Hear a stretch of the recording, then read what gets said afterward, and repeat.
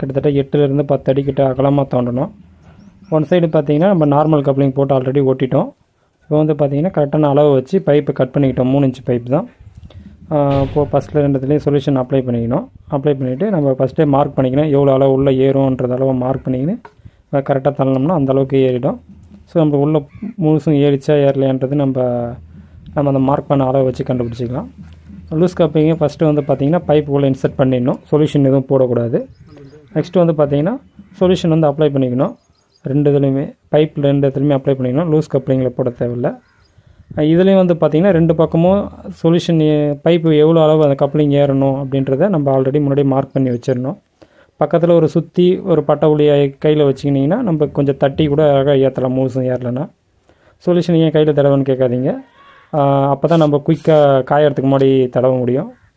அது பார்த்திங்கன்னா தெரியும். 2 பக்கம் தடவிட்டு ஏற்றினீங்கன்னா போதும். ஒரு 2 இன்ச் அளவு ஏறினா கூட